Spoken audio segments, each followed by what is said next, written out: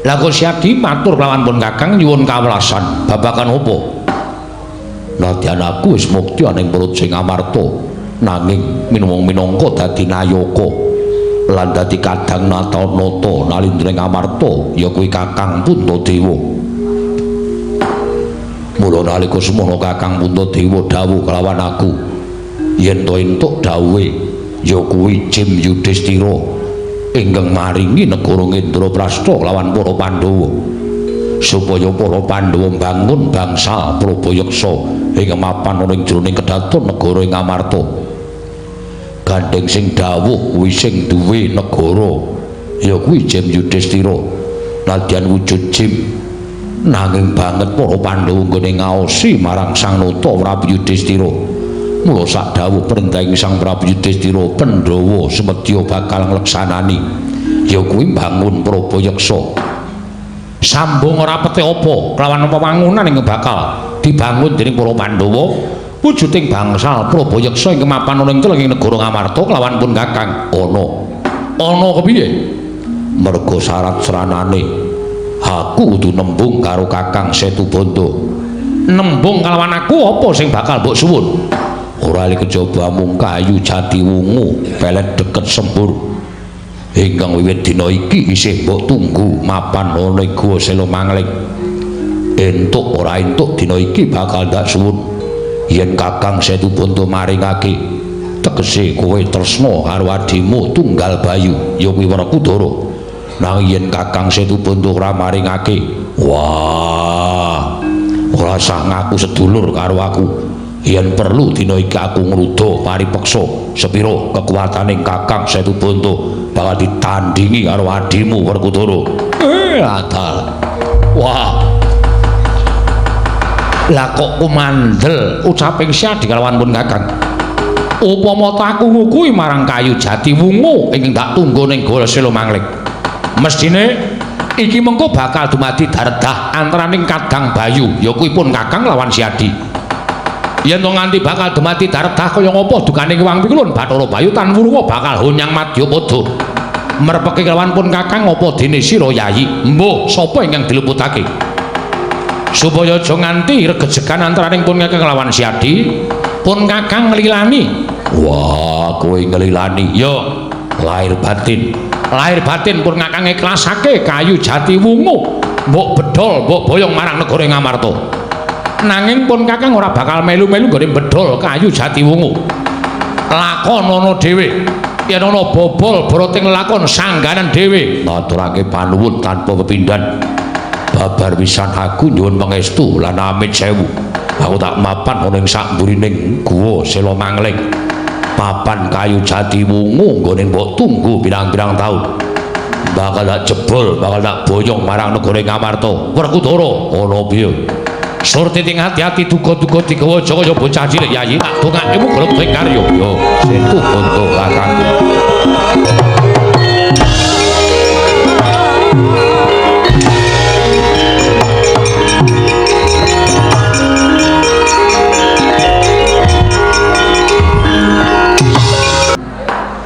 Mboten mangling menika kadidene rawuhipun Bapa Penemban Durna ing Sukalima jagat wasisaning Bathara Wayaktura jagat Yayi. Bapa Penemban Durna rawuh wonten negari Ngamarta mbok menawi wonten wigatos. Menapa wonten wigatos pribadi menapa diutus dening Yayi Prabu Duryudana monggo kula aturi paring pangandikan saha ndangu dhateng rawuhipun Bapa Penemban ing Sukalima. Koko Prabu Lenggah ingkang langkung prayogi kula ngestaken dawuh Bapa Penemban sarawuh paduka Bapa Penemban Durna ingkang putra ing Ngamarta ngaturaken karaharjan rawuh paduka Bapa Penemban Durna ing Sukalima Penemban Durna Bapa semban kula.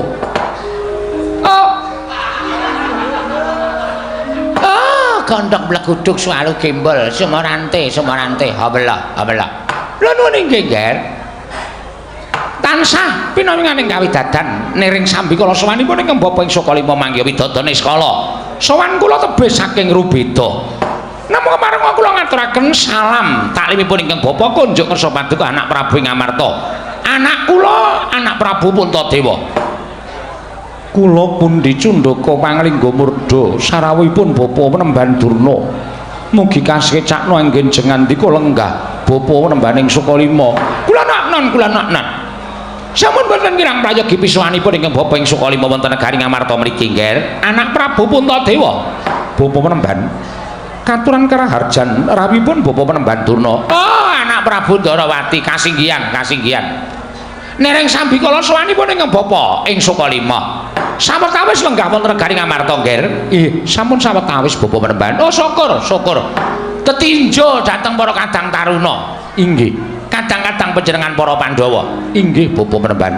Dipun sekecaken anggenipun lenggah. Oh, inggih. Sampun boten kirang prayogi anggen kula ngabiyantura ngersanipun anak Prabu Puntadewa. Wonten negari Ngamarta mriki nggih. Anak Prabu Ndarawati. Durna bapakku. Aku ngaturake basaku katura. Durna bapakku. Oh, Werkudara anakku. Werkudara anakku cah jlunet, cah sentosa, cah gagah.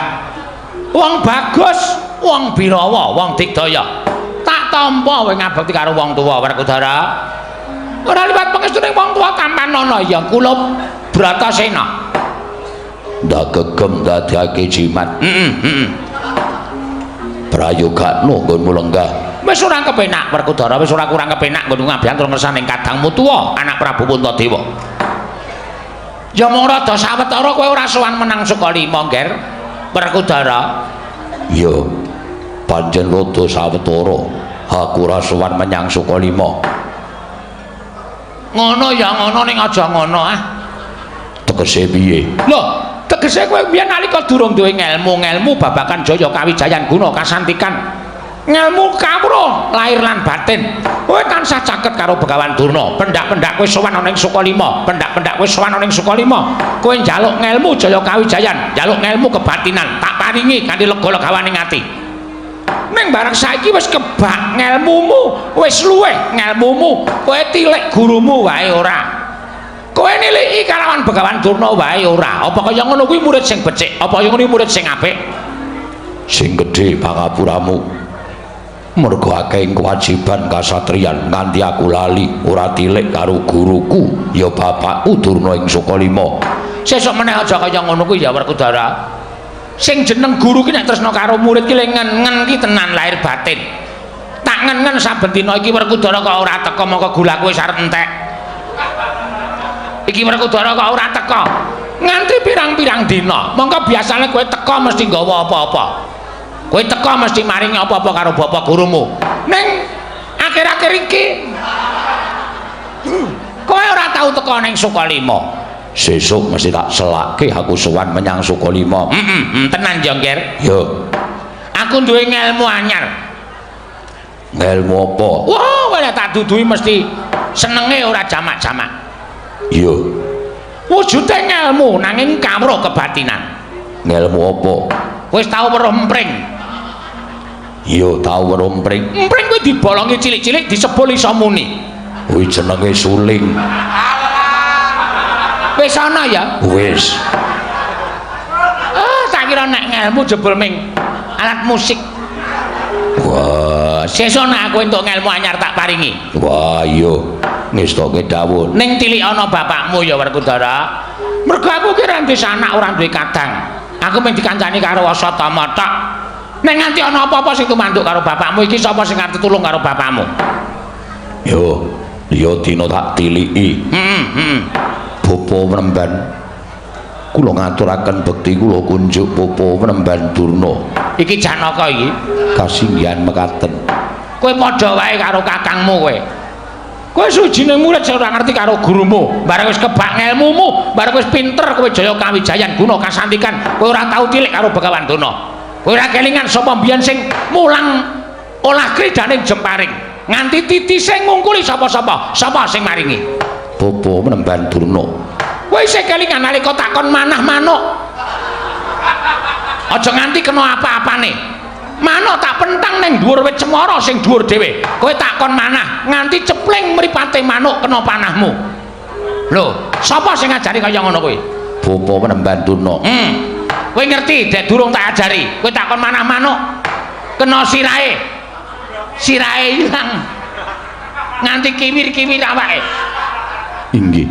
Nek bareng karo ketemu karo Begawan Durna kowe wis pinter jempari terus kowe ora tau sowanan ning Sukalima. Oh, manusia macam apa kaya ngono. Nyuwun pangapunten Bapa Penemban Durna minjang kula sowan. Tilik ana bapakmu ya. Inggih ngestakaken dawuh. Bapa Penemban Durna bekti kula kunjuk. Bapa Penemban Durna bekti kula kunjuk. Nek kula sedewa bocah ragil bocah kembar. Tak tampa ngabekti karo wong tuwa, pangestune wong tuwa tampan ana. Kula pundika jimat paripin niki kula pundika jimat paripin dayar ing kasantosan. Mugi kasekecakno anggenjengan di kula enggak. Oh iya wis ora kurang kepenak kembar. Pratane wong tuamu Begawan Durna ning negara Ngamarta wis ora kurang penak wis prayoga nggonku mapan ning bak. Ya kuwi Datulaya negara ing Ngamarta. Inggih Bapa Penemban.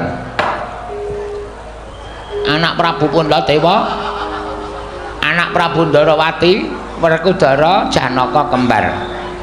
Kok isih ana siji panitia sing ora mbagekke karo aku. Setyaki wonten imbalan. Mboyojo banget-banget. Sengit ya sengit ning mbagekno. Mangke kemawon wonten Jawi babar pisan. Lho, kok ning jaba babar pisan? Sampun menika perkawis kula. Mangke kemawon wonten Jawi babar pisan kula mbagiaken Penemban Durna. Ora apa-apa, ora apa. Tak anggap godha. Pagoda.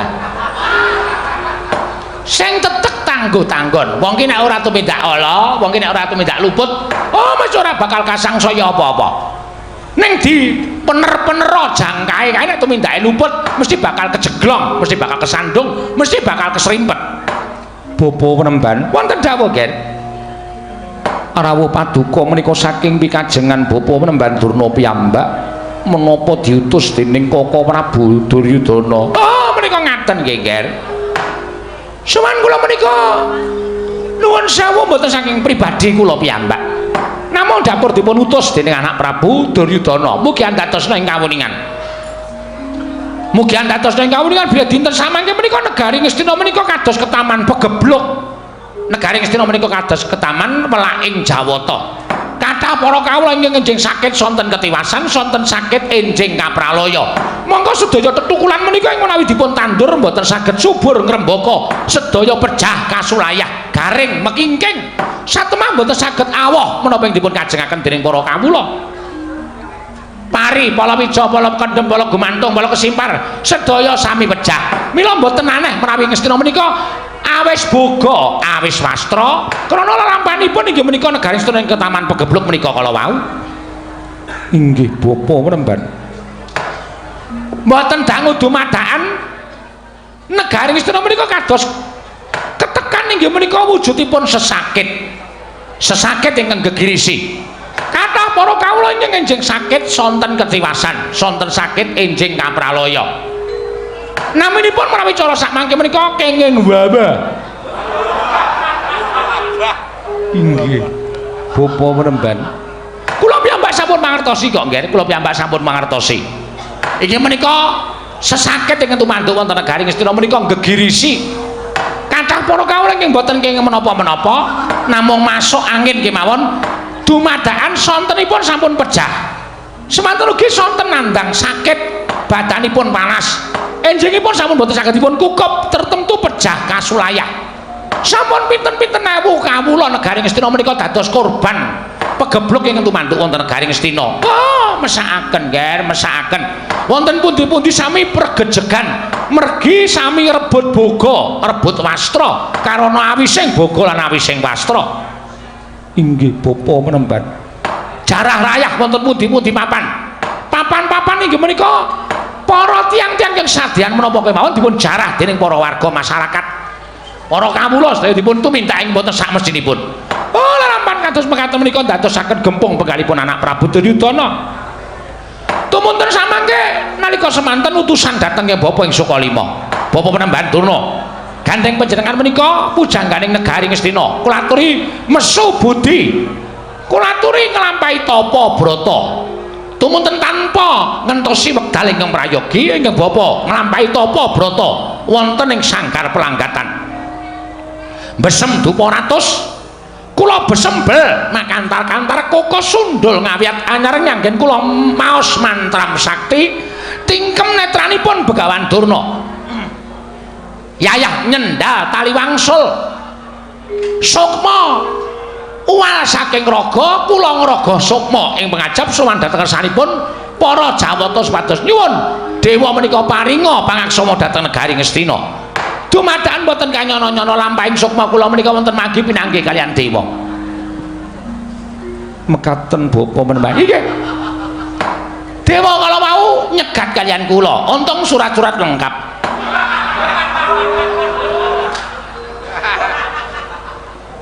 Tegesipun kados pundi? Tegesipun dipun cegat para dewa menika kala lajeng dipun dangu. Kumbayana apa to sebabe jeneng kita? Lah kok ngraga sukma manjing ana ing alam antara. Tumeneng kula matur dhateng para dewa menika kala wau. Dewa menika kala wau sinten? Wawisikipun meremban. Aduh, malah kula lali nyuwun priksa. Tumunten pokokipun dewa ngaten ki mawon. Lajeng dewa menika kala wau paring dawuh dhateng ingkang Bapa ing Sukalima Durna. Negara Ngastina bisa waluya temahing jati, jati temah mulya. Yen ta negara Ngastina kuwi disebari ya kuwi wedi malela. Tumunten sasampunipun paring dawuh mekaten menika kala wau, Jawata ingkang ngagem busana sarwa pethak menika kala wau nggegana ical saking paningalipun ingkang Bapa ing Sukalima. Guragapan nalika semanten kula tumunten mandhap saking alam antara manjing wonten ing angganipun ingkang Bapa ing Sukalima anggenipun manteng semedi wonten ing sanggar pamelengan. Kula mancing wonten raga kula malih. Blesek wonten jebul kuwale. Sirah kula teng ngisor. Inggih. Tumuli kula medal malih meneraken anggenipun kewalik menika kala wau. Inggih Bapa menemban gregah wungu saking lampahi tapa brata tumunten kula matursanipun anak Prabu Duryudana. Lah bingung bingleng teng angangan mergi sajeg jumlah kula menika mboten mangertosi wonten pundi lenggahipun wedi malela ingkang kinarasrana inggih menika maluyaken negari Ngastina saking pagebluk ingkang tumama menika kala wau. Tumunten nalika semanten wonten ngendikanipun pinisepuh negari Ngastina. Menawi kula kedah nyuwun priksa dhateng inggih menika Narendra Indrawati Prabu Sri Bathara Kresna. Age-age kula budal wonten negari Indrawati nanging dumadakan sasampunipun kula prapta wonten negari Indrawati lah kok Indrawati suwung. Ngendikanipun aturipun para nayaka Punggawa sami ngendikaken menawi sinuwun Indrawati sowan dhateng negari Ngamarta. Mboten wangsul dhateng Sukalima tumunten kula lajeng bidal wonten negari Ngamarta. Lah dalah jebul Ndara Dasih menawi sampun dipun aturaken dening para nayaka Punggawa negari Indrawati. Sinuwun Prabu Bathara Kresna lenggah wonten ing mriki. Oh, Nger, mugi keparenga inggalih paduka paring pepajar dhateng Bapa ing Sukalima. Keparenga samangke paringa dawuh. Wonten pundi dunungipun wedi malela menika kala wau?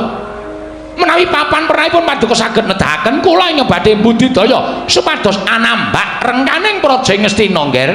Angger Prabu Ndwarawati. Koko Prabu wonten dawuh. Bapa Premban Durna sampun munjuk atur dhateng panjenenganipun Koko Prabu. Menggah wonten pundi dunungipun wedi malela menika kala wau. Keparenga paduka Kanjeng Koko Prabu paring dawuh ingkang tetela jagat wasisaning Bathara Ayadara jagat. Bapa Premban kula nuwun sewu. Menawi jengandika Bapa Penemban menika nyuwun priksa babagan wedi malela menika kala wau. Kabedhao dada kula kapendheta manah kula mboten mangertos. Papanipun wedi malela menika kala wau wonten pundi? Lho, nuwun sewu, Nggih. Panjenengan menika titih Sang Hyang Bathara Wisnu lho. Najan panjenengan menika Nalendra ning kawaskitanipun ngungkuli dhateng Sangya para Brahmana. Sabab panjenengan menika titih sing dewa. Mila sawanipun ing Bapa ing Sukalima menika sak mangke dhateng negari Ngamarta menika badhe anambak dumawahing pinten-pinten korban wonten negari Ngastina. Mila kula suwun paduka sampun ngantos negaken dhateng para kawula sak negari Ngastina.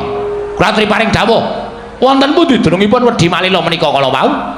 Mangke ing Bapa ing Sukalima ingkang sagah ngupaya papanipun wedi malela tumuli amboyong wedi malela wonten negari Ngastina. Namung kantun nedahaken ngaten kemawon kok, Ger, mboten angel lan mboten badhe ngrusui dhateng gesang paduka anak Prabu ing Ndarawati namung badhe nyuwun senjata pitulung paduka paringa dawuh wedi malela menika papanipun wonten pundi monggo kula tripahing dawuh namung gampil to nggih Bapak Durna wedi malela menika papanipun wonten kene wonten mriki medalipun mriki lan kedadipun pendet mawi menika lho menika ora gampang sanget to kaya menapa paduka kok mboten blakaken dhateng Bapak ing Sukalima nuwun mapunten menawi kula ngertos temtu kula blakaken wong kula menika mboten mangertos kok dipeksa nuwun sewu menawi panjenengan mboten mangertos menika tegesipun panjenengan menika selak dhateng batos panjenengan kula sampun matur to Bapak Penemban kabedhau dodo kula to manah kula sedaya sami nyebat menawi kula menika titis ing Sang Hyang menika mangertosi menapa kemawon ing mboten mangertos tegesipun dewa-dewaning gara menapa dewa mboten saged gara dewa menika mboten sampurna dewa namung ayoginipun titah menika budidaya dengan bloko ngertos menapa mboten lho nuwun sewu menika tembungipun ngancam kok lajeng panjenenganipun Bapak Durna paring dawuh ngerti apa ora sakmenika kula nyuwun priksa menawi kula ngertos tegesipun panjenengan menika netepi jejering Sang Hyang Bathara Wisnu ingkang tresna dhateng katentreman tegesipun nentremke dhateng negari Ngastina menika pakaryanipun Sang Hyang Bathara Wisnu ning menawi kula mboten mangertos kula badhe ngruda peksa mangke rumiyin menika tasih wonten pitakonan saking ing putra Indrawati bab menapa tembung ruda paripeksa menika tembungipun pripun tembungipun ruda paripeksa menika tembungipun pripun kula tak nyuwun priksa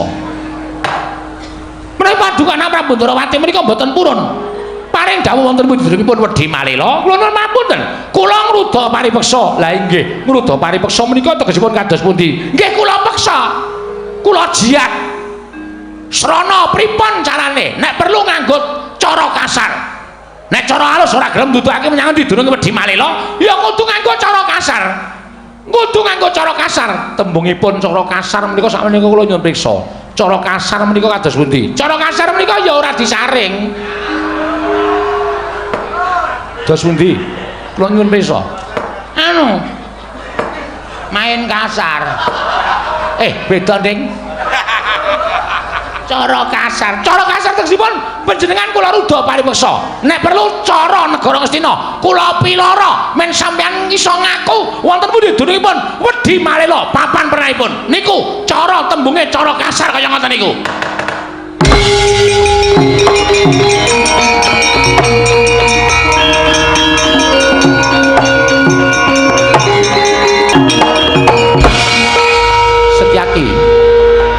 Setyaki kowe arep apa? Kala wau kok Prabu paring dawuh supados kula ngaturaken sembah kalian Begawan Durna menika kula badhe ngaturaken sembah. Oh ya syukur. Tak kira nek arep ngopo lho Begawan Durna. Kula ngaturaken sembah pangabekti kula kunjuk. Oh iya Setyaki syukur yen to tinarep buka atimu. Dene kowe ngaturaken sembah kalau aku blong. Lega rasane atiku dene ngaturaken sembah karo Begawan Durna ya.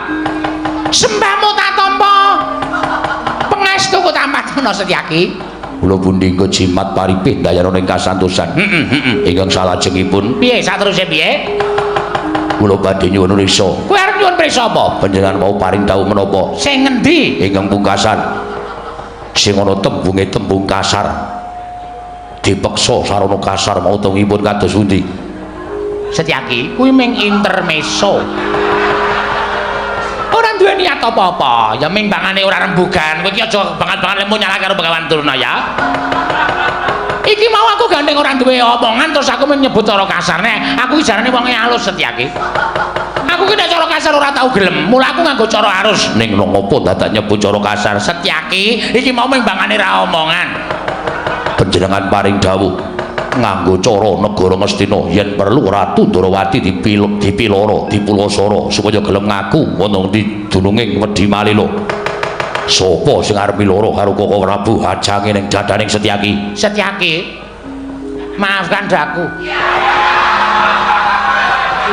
kebacut nggonku ngucap ketrucut nggonku nyebut aku njaluk ngapura Setyaki aku ora ndine niat kaya ngono yen panjenengan bebitu karo sugenge Kanjeng Koko Prabu Setyaki sing ora trima Setyaki dari senopati ning Ndarawati nderekke Kanjeng Koko Prabu yen ana apa-apa sing bakal tumandu marang saliraning Koko Prabu Ndorowati. Setyaki sing tanggung jawab. Ora nyawang kuwi sapa yen pancen kebeda sugenge Koko Prabu. Setyaki sing tanggung jawab. Setyaki. Aja kaya ngono ya Setyaki. Aku ora ndek niat apa-apa. Wah, Durna bapakku. Werkudara piye? Ora usah wedi.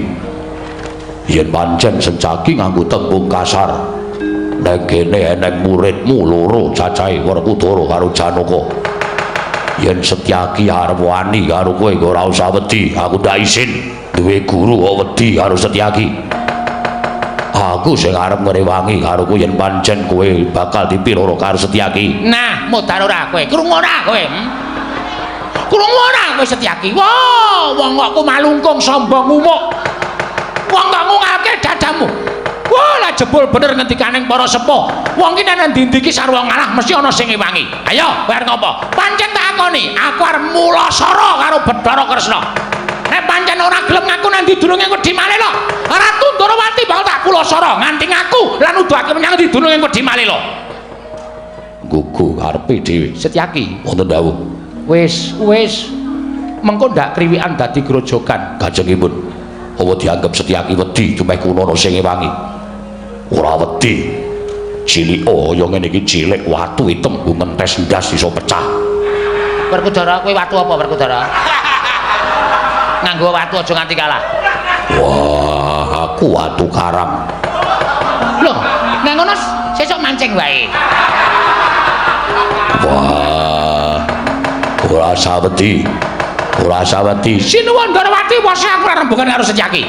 Arep Setyaki malang-malang kaya ndo mentang-mentang kaya gendhewa ning arep aku. Nutupi kekarepaning Begawan Durna. Ning Durna ora bakal mandeg tekan semene. Sinuwun Kresna gelem ngaku apa ora menyang didurunge wedi Malela. Nek ora gelem ngaku nyang didurunge wedi Malela, oh, kelakon ajar dening aku. Ih, berkane.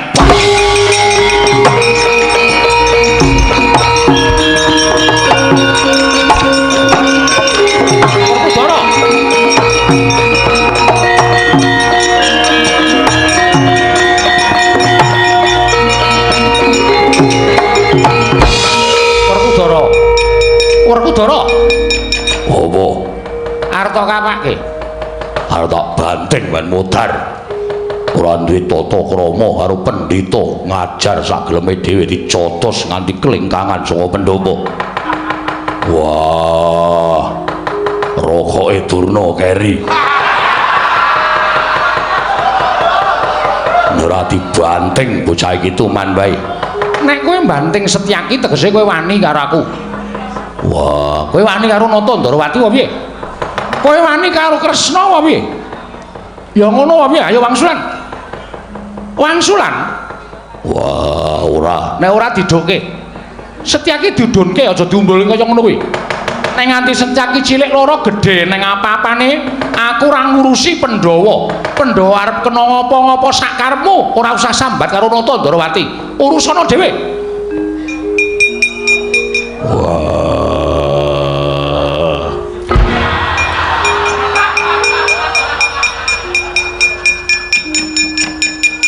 Ya bener Durna kae iki gurumu. Ning ora banget-banget ngene wae karo guru to petungan. Kowe iki nek ngewangi wong luput, ngewangi wong kleru, kowe bakal kesasapan dosa. Ana tembunging para nimpuna nyebutake nadyan kowe dadi wong apik ning nek srawumu karo srawung wong ala ana tetembungan ora mangan nangkane ning gabul pulute kowe ora ketang sithik kelepetan ala. Semono uga kowe dadi wong ala ning nek srawunge karo wong apik saya suwe kowe dadi wong becik, saya suwe kowe dadi wong apik. Durna kotoke wangi gembela sirahe gleleng pacakmu. Kandhane ngeyel. Durna kok diwangi. Kowe iki ya kleru. Inggih nyuwun pangapunten. Dumeke ning unek-unekke Werkudara kok njur kowe arep melu ngunek-unekke Klentu kula. lho sing ngakon kowe njotos Durna sapa? Mboten-mboten. Lah terus dasarmu apa? Sengit. Ora seneng. Wong ora seneng bebas. Jotos ya jotos. Ya ngono ning aja ngono tegese kena-kena wae kowe njotos karo Begawan Durna. Ning nek wis entuk dawuh saka aku, Panjenengan kendel mawon mboten dawuh-dawuh. Setyaki iki ana ngendi? Mriku wonten negari Ngamarta. Papane Wonten Datulaya. kudu ngerti tata krama lan unggah-ungguh. Ora sak kepenake dhewe. Inggih. Kejaba nek aku wis dawuh karo kowe, Setyaki Durna kok kaya ngono kahanane. Jatasen utawa Wangsulana ngono kuwi kowe lagi entuk tumandang. Lah mbok panjenengan kula wau paring dawuh ngaten. Lah aku ora omong kok. Wah, kula ngentosi.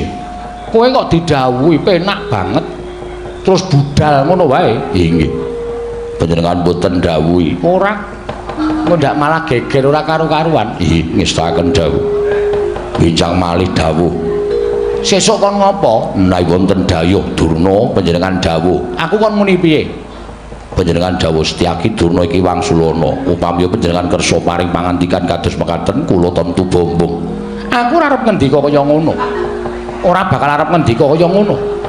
Nganti tekan sok kapan wae aku ora bakal ngendikake Setyaki Durna kaya ajaran senika ngestaken.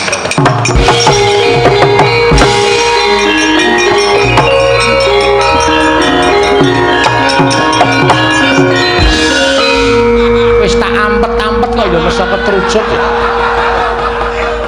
Lah dalah Setyaki iki ya pinter banget. Ngubeng-ubengke perkara kanthi aku nyebut tembung sing kaya ngono kuwi. Wah, gerangan Ratata. Kowe dadi muni Durna kon ngajar karo Setyaki, dudu Durna mungsuhe ning aku mungsuhe.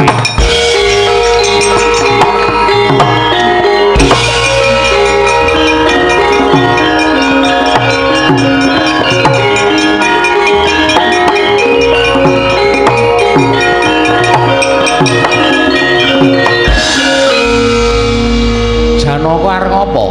Ora Bu. Bapak Durna menika guru kula. Bapak Durna menika sesembahan kula. Kowe melu ora nrimake Setyaki ngono apa piye? Mestinipun kula mboten trima. Kula badhe mbantu dhateng Bapak Durna. Arjuna Kula wonten paring adhawu. pasar Ngamarta kae ana wong dodol kinang karo wong dodol werna-werna. Inggih. Ana ing pojok kulon wetan. Inggih. Sing dodol wadon. Menapa inggih? Iya. Aku ya ngomong lagi sak kliraman nalika aku mlaku tekan negara Ngamarta mau lho kaya ana bebakulan cilik-cilikan mongko anyaran ana ing kono. Sing dodol wadon. Inggih. Rada apik. Inggih. Mengko tak jak rono ning kowe rasah ngewangi Durna ya. Wah inggih ngestaken jalu.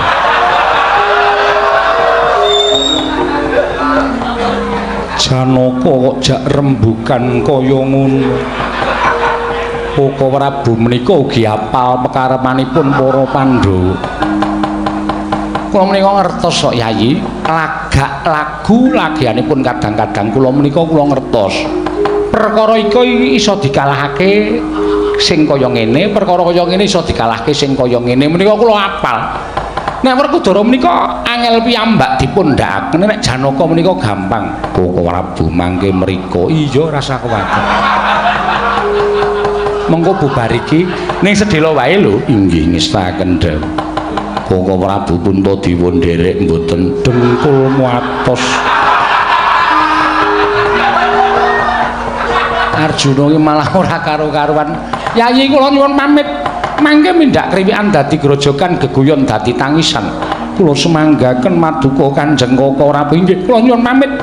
Werkudara menika mangke menawi ngantos merintahaken dhateng anak-anakipun tak malah mboten prayogi kawontenanipun Koko Prabu sembah kula ingkang nggih karo panduka.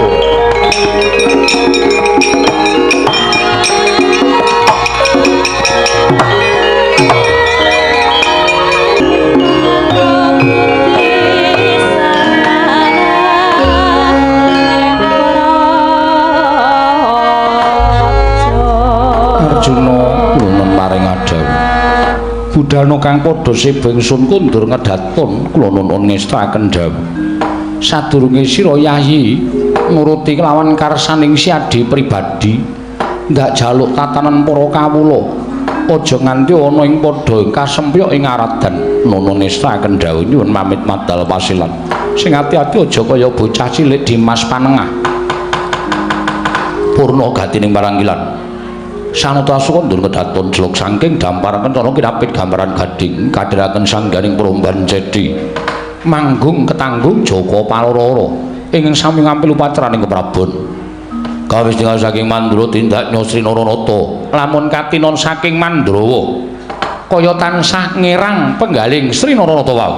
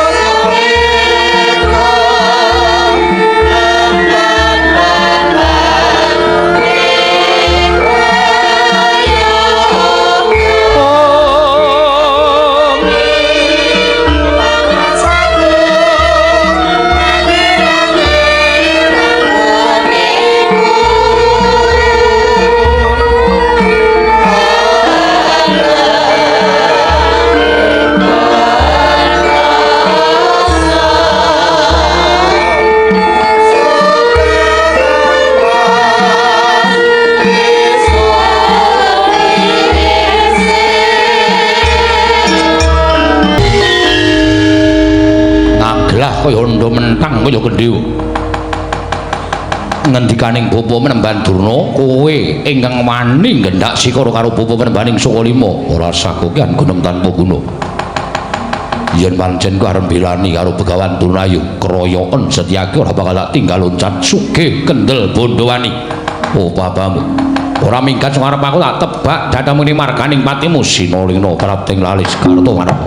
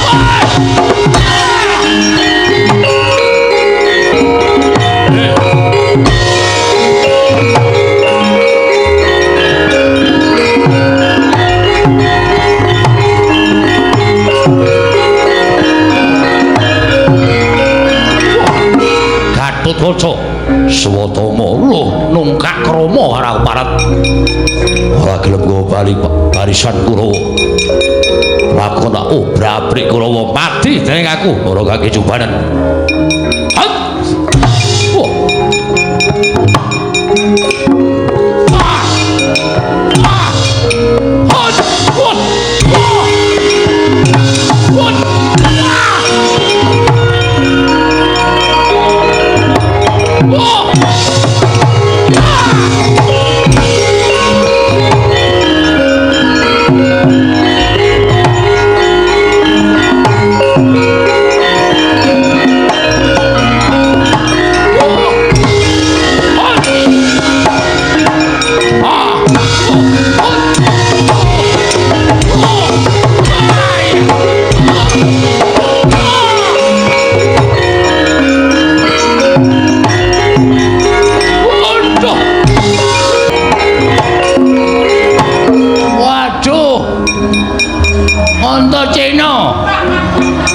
ya Pakde Durmagati ndi cencake Resni Wila Bima Kuntil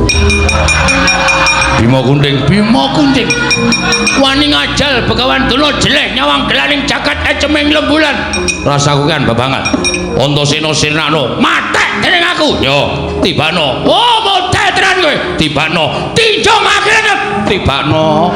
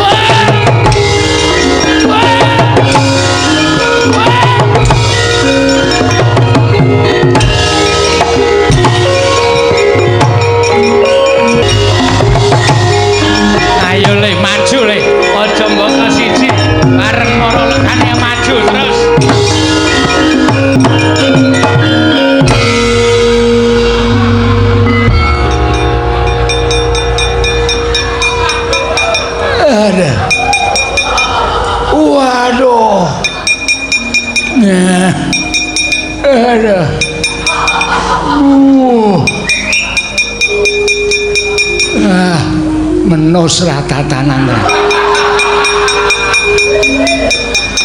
tiba kok nibani makne cilik modar kowe aduh Dur nun kena apa kowe slow dan full action omonganmu itu kula maju teman ketemu kali Antasena tak cumbali tak antem dadane gak apa-apa kula tonyo lahi kula dies kelekaran sing kelekaran Antasena aku oh kowe kula candhasila kula babetke mbuli cus kula kontal teng awang-awang Antasena bengok belakang kula tiba bluk ngoten niku kali Antarja dupak lahi kula dies kekeje Antarja kula kok kowe terus to kalan ayo balong ngoten Antarja candhasila kula babetke mbuli sut kula wis batin tiba mesti diantil Gatotkaca mboten man lho tampani Gatotkaca teplek jak munggah dhuwur banget muing kula wis pikir iki dibuang ning bulan apa ya kali Gatotkaca duncalke cul kleang nibani cengele wong cengelku moco iya alhamdulillah kowe ora rumangsaku kok seneng banget aku nibani cengele maneh cilik pun kula adab cuwe banget man kapan kula iso nglalani Pati Cengkuni yakin kula lagu lho pun sekecake man Gatotkaca matur nuwun ya Pancen setan tenan. Rumangsaku kok werna-werna wae. Sapa sing arep maju? Watak. Citraksi. Nggih, Man. Rene. Kakang Penemban Durna wong atuamu diajar sencaki. Nek cara aku ora trima. Pancen kula mboten nrimake. Lha kok kumawani sencaki ngajar karo Durna. Apa dianggep Durna niku wong loro saudon telu sarupan. Lah iya. Mula Kurawa ngamuk ki mbelani karo Kakang Penemban Durna. Wis bener, Man. Kowe wani apa mbelani karo Kakang Penemban Durna? Lho! Aja dianggep wong cepete. Iya. Ngomong suwe Cetha Setyaki. Sesetyaki pun ngajar Begawan Durna. Nek nganti kula menang karo Setyaki, kula mengke dikira kula niku memanfaatkan Setyaki wis kesel kok tak ajar. Kan mesake. Li apa? Sesane sini ku lho, liyane. Setyaki diwangi karo Antarja. Wo. Antarja? Antarja melu. Edan. Liliyane Antarja. Ha Antarja wani ora? Blas ora wani. Liyane Antarja Antasena. Nah, wong loro niku kula ora wani, Mas. Loro kuwi ora wani. Loro niku ora wani. Liyane Antarja Antasena Gatotkaca. Edian nangge wong-wong telu niku sing kula singkiri. Ora jane kowe iki sing tak goleki mungsuhe sapa? Nenek wonten wedok. Oh. Jaidan. Nenek wedoke aku wong tuwa geliyak-geliyak. Dan Rang. Man. Piye? Nenek kula ora nyambut gawe dikira kuku kula niku Kurawa sing ora melu-melu karo kerepotaning para Sata Kurawa. Hanya arep maju to? Jelas maju. Sesampean kiper. Ya, maju perang ora bal-balan. Lah nggih. Kula tak maju perang. Maju perang mungsuhmu ora milih mungsuh. Sapa sing ketok niku dadi mungsuh kula ajeng kula rajang-rajang kaya brambang kula ketok-ketok kaya lombok.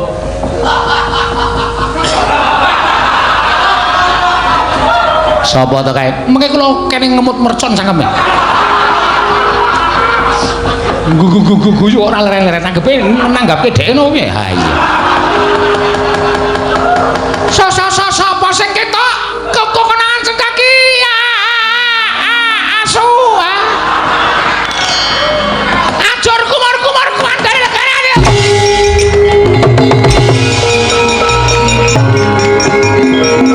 Wedhus tak.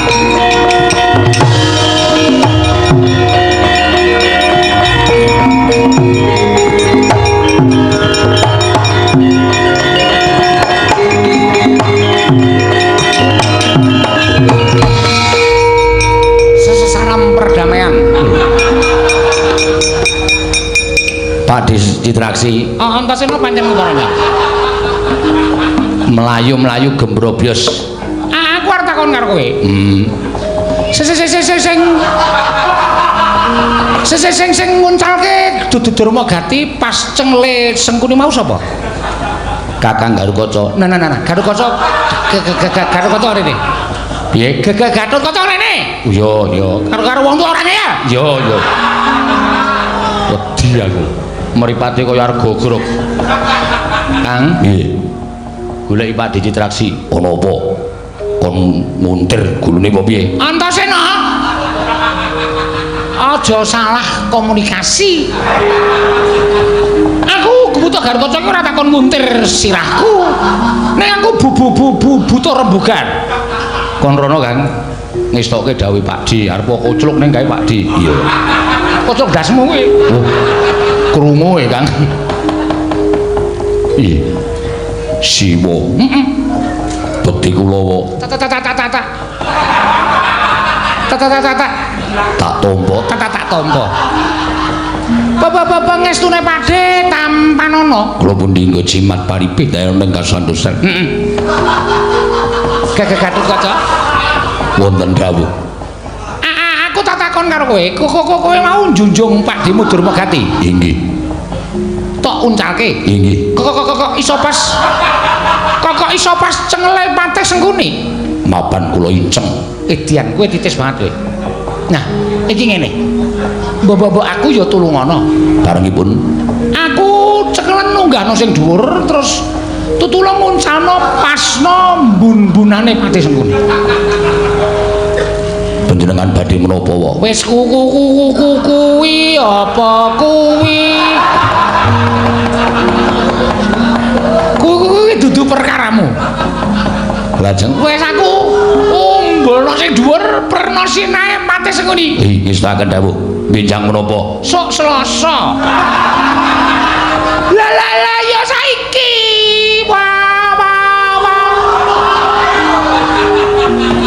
Panjenengan sampun duka kula mboten ngertos. Ora ngerti kok iki ora tanggape sami to. Saiki umbono penerna sirahe Patih ora geceke saka dhuwur. Senika ngestaken dawuh.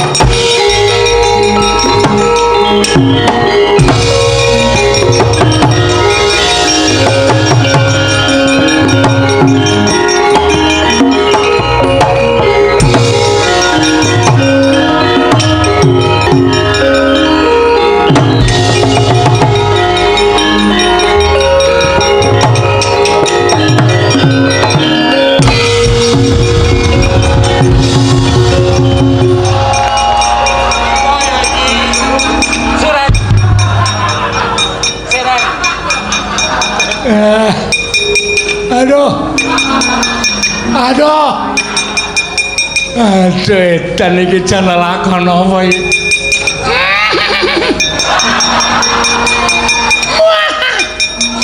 Aduh, Citraksi kowe perang kok nganti ke Sanjambaya aku melu barang ngrasake lara. Edan. Gatotkaca wong ra tatanan. Ngapunten, Mak. Mak, slek neng sirah. Kaya arep petil-petila ora sengaja. Gatotkaca meh mawon kula kalahke. Weh. Kula piting sirahe Gatotkaca. Lah kok Gatotkaca niku wong digdaya, kula niku miting iso digawa munggah. Kowe digawa munggah. Kula digawa munggah teng dhuwur dipuntir tangan kula diwalik nganggo nama niku ajian jiu-jitsu. Kok kula iso ganti dipiting? Terus tekan dhuwur mentiknya duncalke cul. Kula wis kleyang kebuanter banget. Lha kok ora sengaja. Tibane ngengingi mestakane paman. Nyun ngapunten nggih, Man. ya ora dadi ngapa. Nggih. Kaya mau kuwi nganggo sandal. Kok ganti teklek.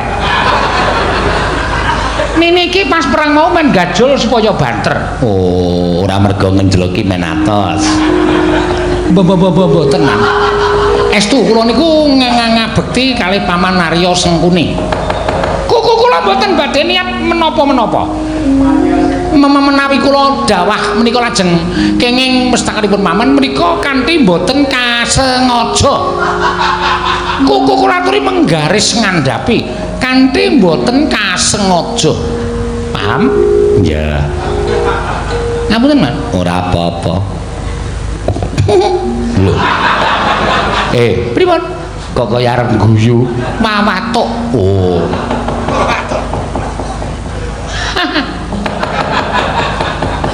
Rumangsane apa dikira aku ora ngerti. Tenan, Man, kula mboten ajeng tumindak sing mboten-mboten. Estu, mboten kula mboten niat napa-napa. Kurawa kok sajake wis entek, ngasule. Sencaki tak ajare. Estu napa? Tontonen.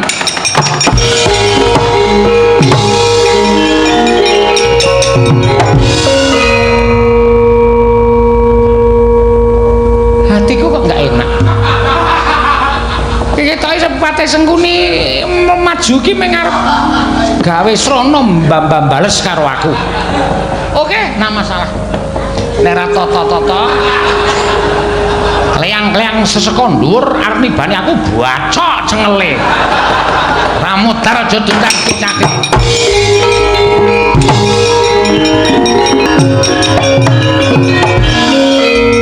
Eyang Pati. Iya. Aku tak takon karo sampeyan yen nggih. Inggih. Citraksi mau perang musuh sapa? Mangsa kula. Terus Citraksi omong piye? Nyuwun dipun nuncalaken saking inggil dipun peneraken mastakanipun Eyang Pati. Ngandel ora. Menungso dapure kaya panci ngono kok. Anggepe wong tuwa iki ora ngerti nek diapusi. Ger, Wonten dawuh ya. kula nyuwun tulung. Nuwun menapa? Kula mangung gawa munggah sing dhuwur mang penerke mestakane Citraksi. Kula tak bales kula wong tuwa dinjloki wong loro.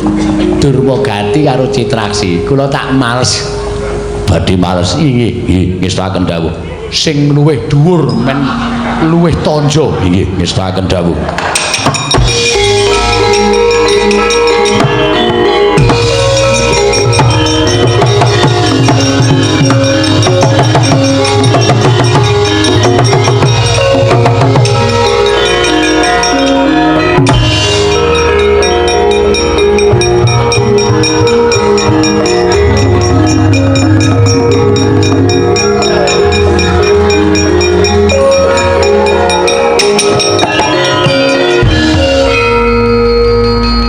Sing jeneng di luar atmosfer iki apa ngene iki Pak? Kok malah ora tiba kok. Malah gerak aku iso alon banget ngene iki. Lho. Lah keduren iki. Le arep medun malah ngrekoso lah malah kaya ora ana daya kekuatan grasi tapi ujaring wong pinter-pinter neng Pamulangan kaya ora ana grasi tapi bumi. Ger kekinggilen, ger kinggilen.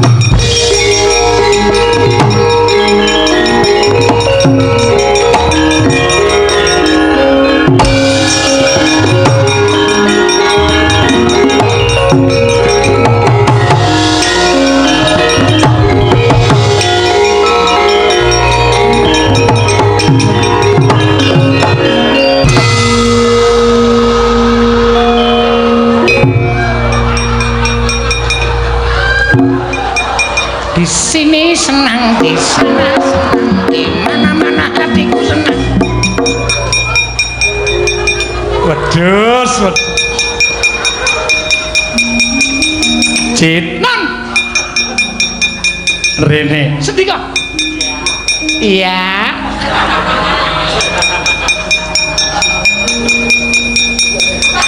Kowe kok ngerti to? Lho, kula niku wong limpat seprapat jagat mustamat. Dadi kula ngerti paman Narya Sengkuni melayu ajeng mungsuh kalih Garukaca niku ora bakal kelakon wong sesampeyan niku ora tau wani perang selawase urip. Kok arep perang karo Garukaca? Mati. Mesti memang arep bares kula. Kula tanggap nggo nyilih bendho sing nggo dodol degan. Sesampeyan kok kaya suwe le medun. Aku iki njaluk dunggahke sing dhuwur iki malah di luar atmosfer. Napa? Di luar atmosfer. Sasampeyan iku wis klera-kleru. Wong tuwa ora tau pengalaman nek omong niku mbok dipikir. Sesampeyan biyen wingi ngelokke mobil bane gedhe kok layar lebar. Napa mboten kepirangan para Sata Kurawa? Nek ora dong niku mang takon ora sok pinter goblok ora jamak-jamak. Lah mobil kaya ngono kae jenenge bane layar lebar. Karang ketok iki kaya wis bener e. Ndedekno kaya ngono nggo kacamata nganggo jam. Glelenge ora jamak-jamak. Rambuté nganggo digarit barang anggepe nggo dalan tumol. Ya wong iki ya perlu aksi kaya. Ya mbok menawa iso. Ya ta. Awang kira ya nyoba-nyoba. Ora pengalaman. Senengane apa werna-werna ora. Mriko mlebu lho. Ya, Lho kok sing ngakon malah kowe. Kowe iki sing takon mlebu kono. Lah kula jengkel karo sampean. gugu karepe dhewe lah. Kakang Penemban Durna pripun? Lho kentos lalu gempol manyar-manyar duk ning Dungkul Wana dadi salah dadi wana.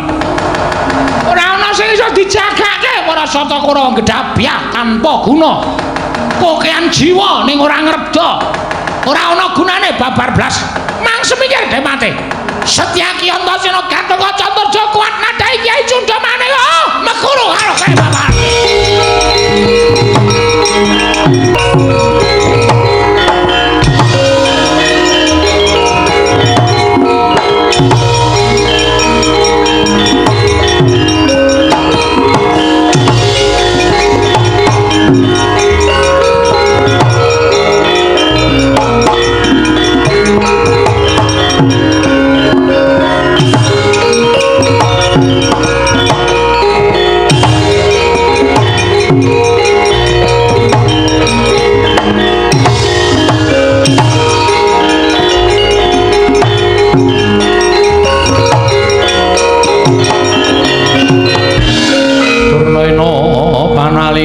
Majaring ratri linenggak jangganira kapisanan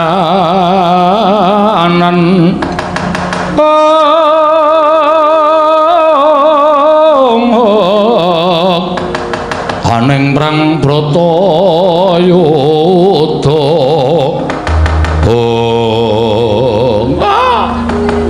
nuwun sewu Ger boten ateges kula menika badhe mameraken dhateng kadigdayan kula.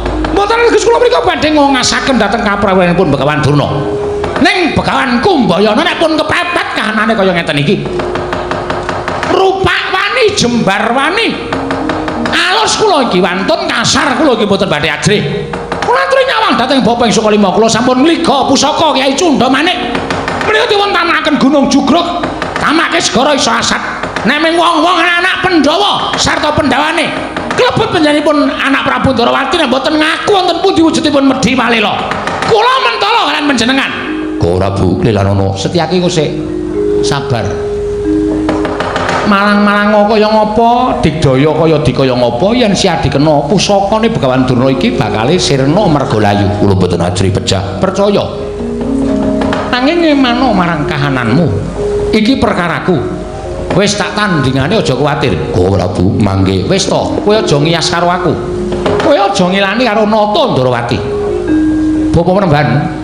Wonten dawuh. Menawi sampun paring pangandikan kados mekaten menika tegesipun Bapa Penemban sampun boten saged dipun endhakaken kampurkanipun. Inggih, boten dados menapa. Nek pancen Begawan Durna wis murka, nuwun sewu Nata Ndarawati ya iso murka. Monggo kula nek wis gelem murka, mung kare nyenggol beda ring Kyai Kesawa, kula iso wujud buta ing dhuwure 7 gunung.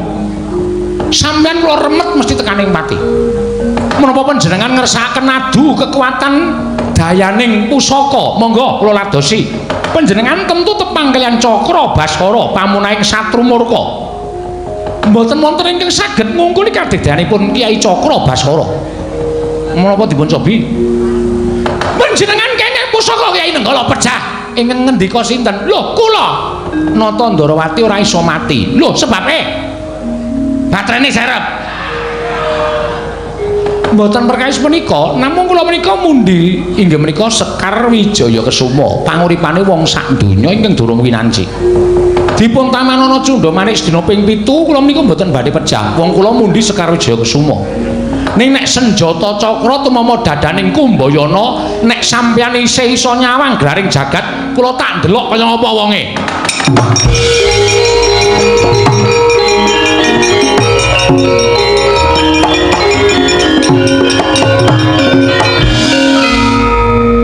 Terus pundi? Kok pusaka lajeng dipun sarungaken? Lho inggih kula nglenggono kok nggih. Panjenengan najan kula tamani Kyai Cundamane panjenengan boten saged seda wong nyatane panjenengan mliga utawi mundi Sekar Wijaya Kesuma. Nek kula kenging Kyai Cakra Baskara kula pecah. Oh, tentu panjenengan boten gesangaken kalian kula. Lah, Wong mungsuh durupke niku cara pundi? Mungsuh mati ya mati, wong sing dijangka wong perang ki antaraning menang apa mati. Namung menika. Lah nek panjenengan pejah, lajeng kula gesangaken malih lah perang ora rampung-rampung anggere mati urip meneh, durupke meneh mati durupke meneh. Nggih, pancen menika mboten badhe rampung-rampung. Nek pejah nggih sampun pejah, sare ngaten kemawon lajeng. Menawi pejah nenggo gesang wah menika mboten rampung-rampung. Menika mboten sae kedadosanipun inggih. Nek kula mekaten lajeng saenipun Bapak Panembahan ingkang saged dipun sebat naminipun menika mboten badhe mboten wonten dunungipun. Kematon Bapak Panembahan Durna menika saged mbudidaya. Nyatanipun tiyang gesang wonten ing alam padang menika kinanteran akal lan budi menika kinarya mbudidaya. Sampun ngantos gumantung dhateng pambiyantunipun tiyang sanes mangke mindak boten prayogi. Menapa-menapa ing saged dipun sebat menika tertentu wonten dunungipun wonten ing jagat pitados kaliyan kula. Dados menawi paduka Bapak Panembahan Durna menika ngupaya Wedi Malela sampun saged sinebut naminipun Wedi Malela.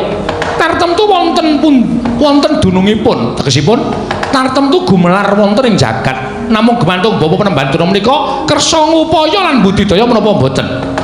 Menawi mboten inggih slaminipun mboten badhe pinanggih. Ning nek budidaya Gusti paring pepadang tumraping wong kang budidaya akeh sing saged pinanggih Bapak Panembahan Durna. Oh iya, nyuwun pamit, Ger, nyuwun pamit.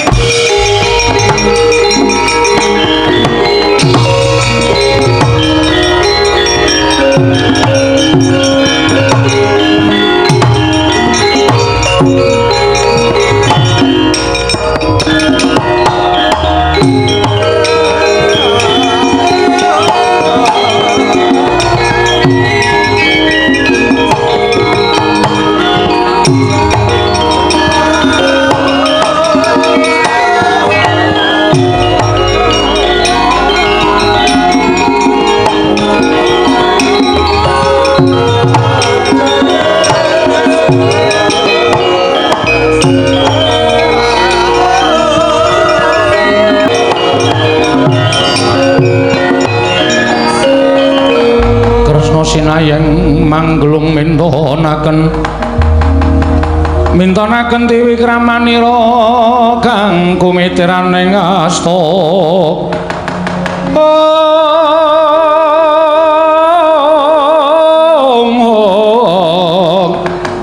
gembrang-gembrang yen ngandika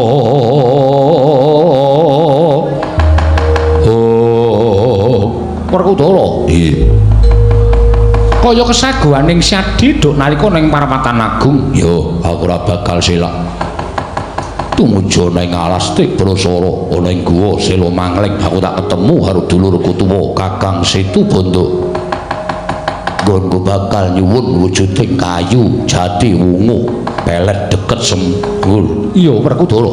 Koko Prabu. Kula ingkang badhe sowan dhateng Kayiwangan. Nyuwun ngambil gandhik Mas miwah gilingan kencana. Arjuna sing ati-ati. Antarja wonten timbalan. Kowe mapano ning Kedung Tuntung. Ing kono ana Nalendra ing nguasani Wedi Malela. Nyuwuna ngambil sarta yen perlu nyuwuna saperangan Wedi Malela kinarya syarat srana. Wewangkunaning para Pandhawa nggih bakal mbangun bangsal Prabayeksa. Ngestaken dawuh. Werkudara Janaka Antarja gandheng kabeh padha terwaca nggone nampa lan dawuh pangendikaning Rata Indrawati. Padha budhal Dimas njaluk pangestu. Sing ati-ati nyuwun pangestu. Iya ya Janaka sing ati-ati. Oh nyuwun pangestu. Werkudara Janaka Antarja surti ting ati-ati duga-duga diku. Sing pranyitna ya Dimas.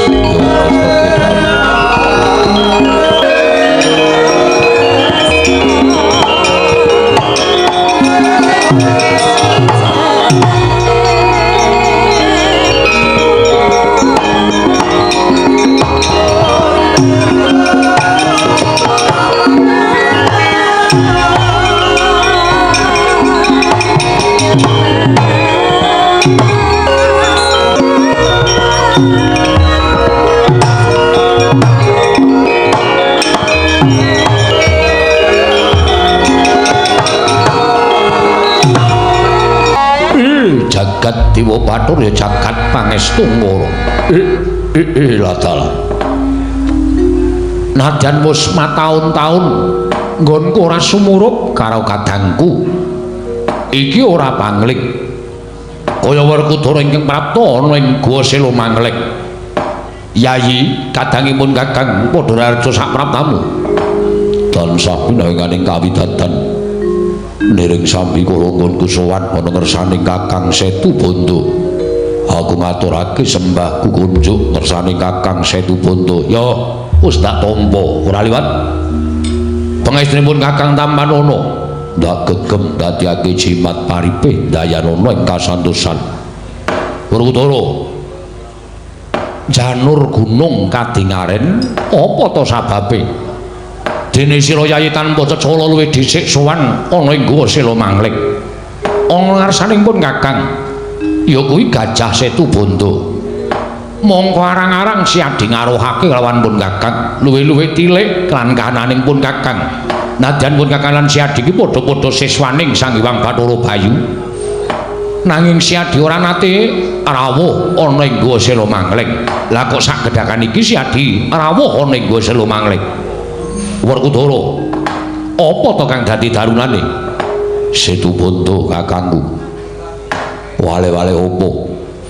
Ndak rewangi aku munggah ana ing gunung Candramuka kene sarta nasak telenging wana Tebrasara kang wigati mung kepengin pinanggya kelawan kadangku tunggal bayu.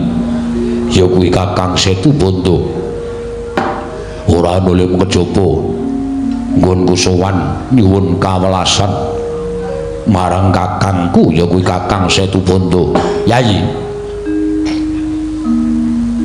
siadi wis mukti ngawibawa Nyakrawati ning negara Ngamarta. Lah kok siadi matur kelawan pun Kakang nyuwun kawelasan babagan apa? Nadyan aku wis mukti ning perut sing Ngamarta nanging minangka dadi nayaka lan dadi kadang nata nalindring Amarta ya kuwi Kakang Puntadewa. Mula nalika semana Kakang Puntadewa dawuh kelawan aku yen to entuk dawuhe ya kuwi Jim Yudhistira ingkang maringi negara Indraprastha kelawan para Pandhawa supaya para Pandhawa mbangun bangsa Prabayaksa ing mapan ana ing jroning kedaton negara ing Amarta. Gandeng sing dawuh kuwi sing duwe negara ya kuwi Jim Yudhistira. Nadyan wujud Jim nanging banget para Pandhawa nggone ngaosi marang Sang Nata Prabu Yudhistira. Mula sak dawuh perintahing Sang Prabu Yudhistira Pandhawa semedya bakal ngleksanani ya kuwi mbangun Prabayaksa. Sambung ora pete apa kelawan pembangunan ing bakal dibangun dening para Pandhawa wujuding bangsal Prabayaksa ing mapan ana ing telenging negara Ngamarta kelawan pun Kakang ana kepiye? Merga syarat seranane aku kudu nembung karo Kakang Setu Bondo. Nembung kelawan aku apa sing bakal mbok suwun? Ora li kejaba mung kayu jati wungu pelet deket sembur ingkang wiwit dina iki isih mbok tunggu mapan ana ing Guwa Sela Mangling.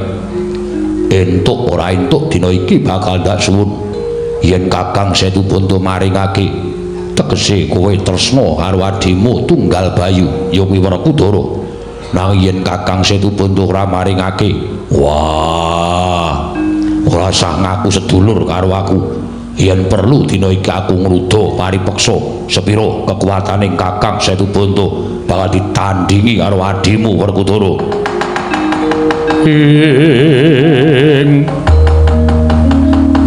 Jumangkah anggro sesumbar lindhu bumi kunjing kumaluduk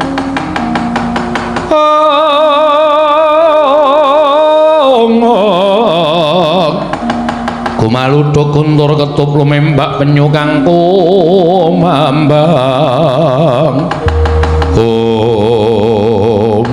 Atal. Wah. Lah kok kumandel ucaping siadi kelawan pun Kakang.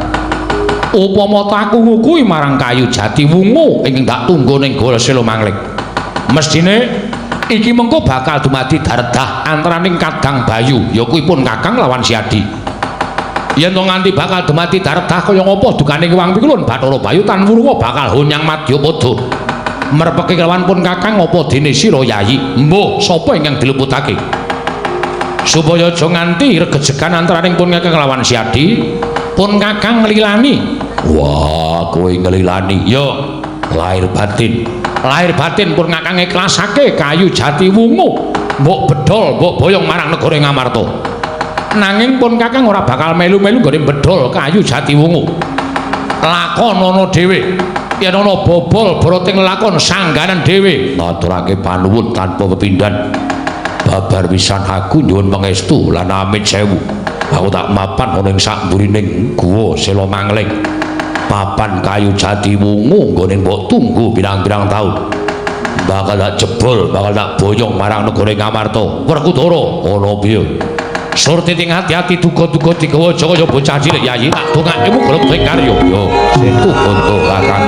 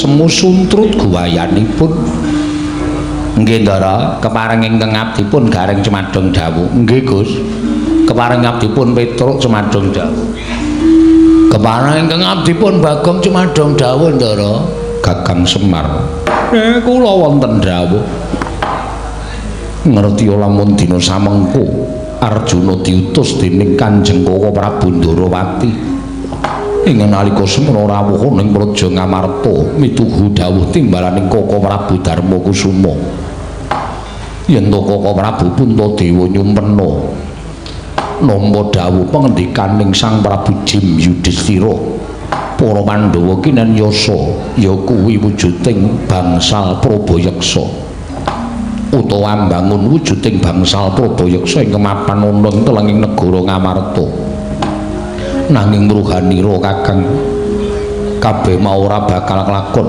lamun tawa panggil reruba ing wis dingendikake dening Sang Nata Prabu Jim Yudhistira ora kaleksanan napa sing dingendikake sinuwun Prabu Jim Yudhistira duk nalika semanten ya kuwi Pandhawa kudu bisa mujudake Gandhik Malila watu cailan gilingan mas mongko mapane ana ing kayewangan yen to Arjuna ora nganti kelawan Kakang Semar tangeh Wang Pikulun Jatimurti maringake ngampil Gandhik Kencana Malila sarta gilingan mas Kakang Badranaya Semareka den prayatna samuriris eka balik titiyani gandayani trisanya purnama sasi gilar-gilaran ing tengah latar milang lintang Bima Sekti lame neng kayangan kok sampean iku dadak repot tapi kula dherekaken Gus mengke nek Bathara Guru plintat-plintut mboten ajeng maringaken napa sing mangsuwun ngampil mang pasrahke kalih kula mengke kula ajari manika Semare konten prayekna semuriris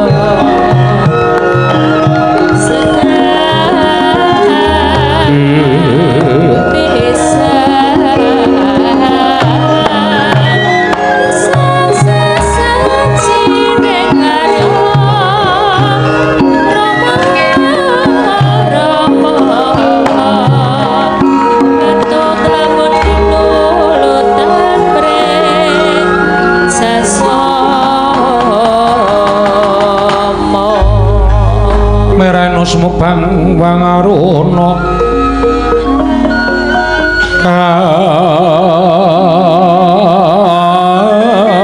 dinetraning uga rapuh sabdaning kukila ring kanikara saketar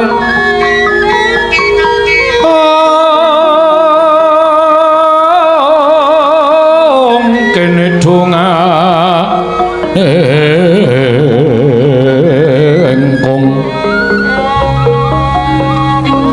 ler wowo sing pene panca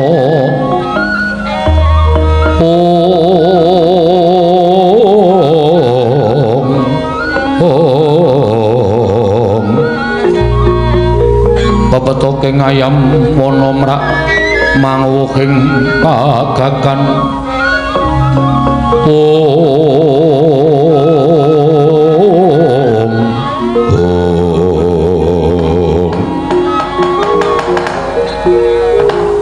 Mastu Nomo Sidam Skaring Bawana langgeng wayah ulun Arjuna padha kanthi Arja Saprapta Kitonggil dan sami naringaning kawidadan niring sambi kala pukulun kepareng kula ngaturaken sembah pangabekti kula kunjuk ya Janaka luntompa dalah permadi padha kanthi Arja Saprapta Kitonggil inggih kula narado kula ngaturaken sembah bekti kula kunjuk ya luntompa mangesti luntampan ana ya kula panengah mendinggo jimat paripih dayana ing kasantosan Kakang Semar kula ngaturaken bekti kula kunjuk Kakang Ismaya ya tak tampa Guru ngastune wong tuwa Tambanana kula pendhingga jimat Kakang Semar kula ngaturaken bekti kula katur Enrada tak tampa pangestuku Tambanana ha inggih kula pendhingga jimat Arjuna ana parigawe apa dene jeneng kita ngabyantara ning ngarsa ulun mara degage matur ingkang terwaca ulun semban kula wale-wale menapa anggen kula ngabyantara ngersa maduka ewang adi pukulun sayekti mituhu dhateng dawuh pangendikaanipun Kanjeng Koko Prabu Ndarawati ingkang sampun sinampiran kewajiban dening Kanjeng Koko Prabu Puntadewa anggenipun sampun nampi dawuh saking inggih menika Jim Yudhistira Pandhawa kedah amangun bangsal Prabayeksa wonten negari Ngamarta nanging sedaya menika kala wau boten badhe saged kelampah menawi paduka pukulun boten kepareng amaring ngampil ingkang winastan Gandhik Malila Watu Canilan Gilingan Mas pukulun suwan kula wonten suka laning penggalih paduka Iwang Adi pukulun maring ana ngampil Gandhik Kencana Watu Cani miwah Gilingan Mas kepareng badhe kula boyong wonten negari Ngamarta ingkang sakmangke badhe dados sarana wewangunan bangsal Prabayeksa wonten negari Ngamarta pukulun miat langening kalanggiwan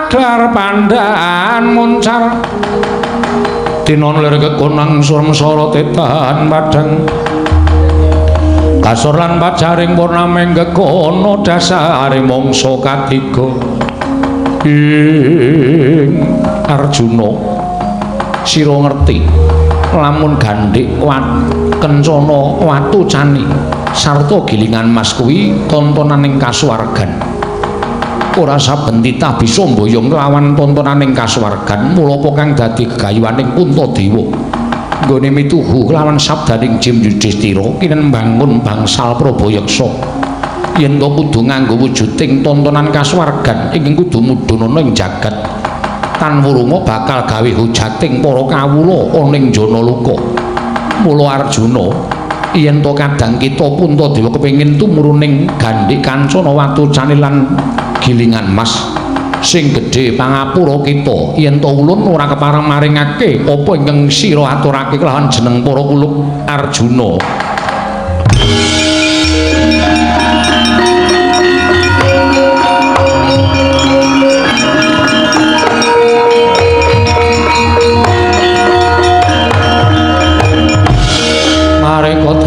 prayitna semuriris seka balik titiyani gandayani ing Kakang Semar nek pancen daraku Janaka kuwi dianggep titah lumrah sing ora diwenangake mboyong tontonan kasuwargan saiki ngene ora sakakean gunem sing tanpa guna aku dadi abdining Sinuwun Prabu Darma Kusuma mula sing njaluk utawa sing nyilih aku nek sing nyilih Semar kira-kira mbok wenehake apa ora nek ora mbok wenehake lah apa lakon kowe wani nandhangi kridaning kakangmu Ismaya Janaka ya ora kurang akal sowan kayangan lah kok nganti lawan Kakang Badranaya Kakang Narada sampun dipun maringaken kemawon mangke mindak damel gara-gara wonten ing Kayuwangan Kakang Semar ingkang ngambil iya aku sing nyilih bakal tak aturake marang Sinuwun Puntadewa nanging Kakang Semar tanggel jawab menawi wonten risaking Gandhik Watu Kencana miwah Gilingan Mas nek ana cuwile sithik wae nyawaku ijole nah ingaten tontonan kasuwargan ing sampun dika aturaken dika ngendikaken badhe tumurun wonten ing Ngamarta rak ngono dadak kangelan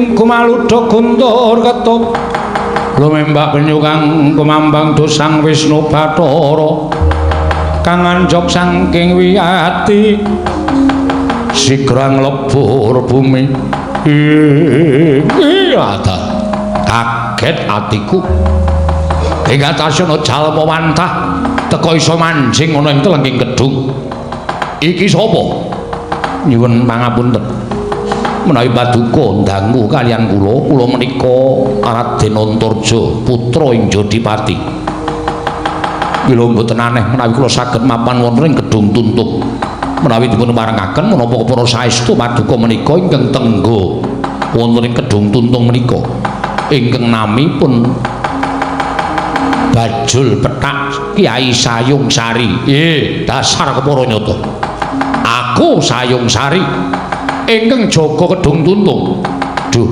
Sang Sayung Sari sowan kula ngersa paduka menika mboten sami kejawi namung dipun utus punden kula sinuwun Prabu Darma Kusuma kinen nyuwun ngambil wedi malela ing mapan wonten dasaring gedung tuntung samangke boten ketang sekedhik kepareng kula badhe amboyong wedi malela menika kinarya sarana wangunanipun bangsal Prabayaksa ingkang badhe dipun bangun dening punden kula para Pandhawa menika menggah aturipun ing abdipun Antarja Sang Sayung Sari walah ta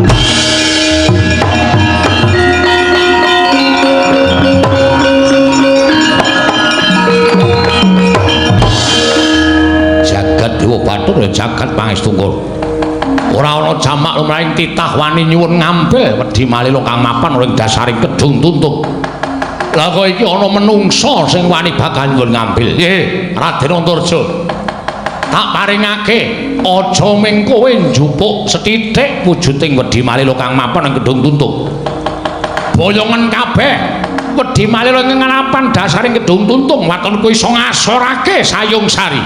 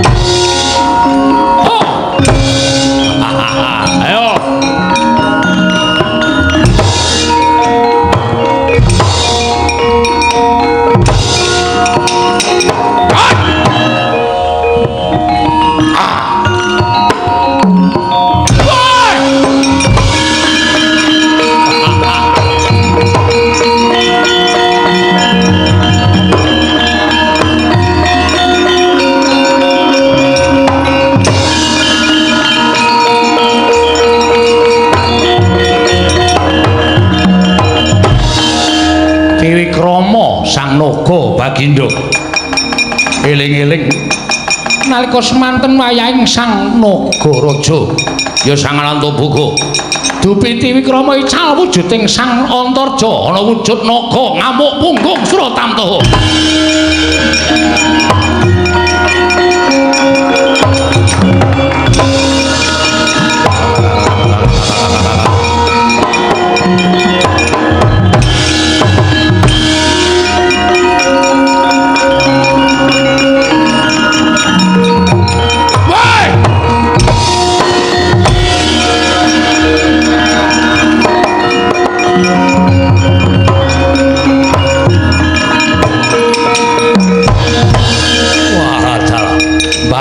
Wikrama wujud naga gedene sak bongkoting ngedal ayo Sayung Sari kowe apa aku sing tekaning pati lakon mati sembur mlonyo awakmu waduh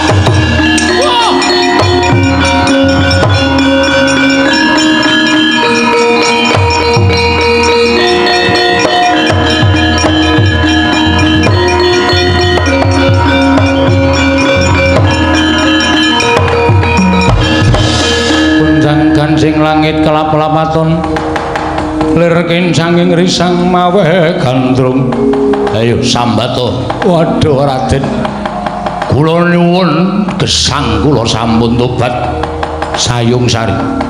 Yen pancen kowe wis tobat karo Antarja, tak wenehi urip nanging wedi malela tak boyong marang negara Ngamarta. Monggo kula aturaken tangan kula kekalih.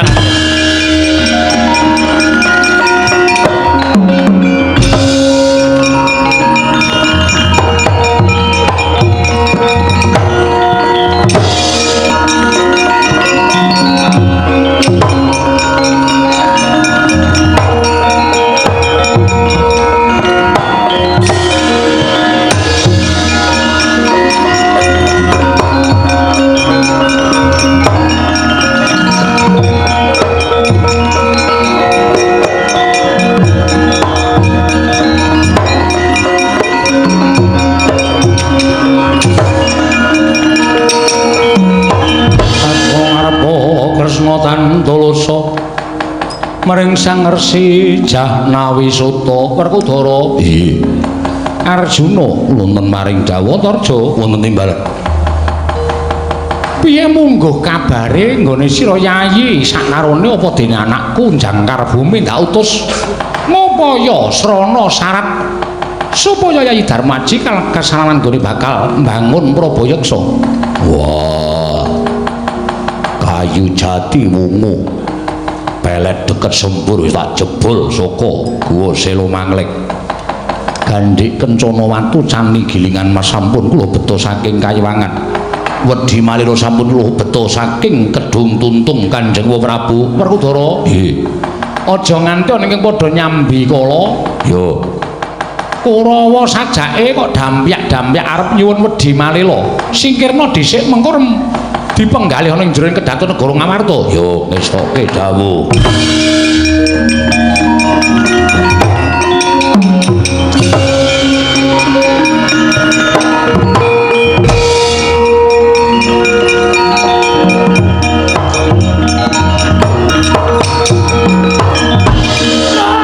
Udara pancen Kresna ki tukang ngapusi.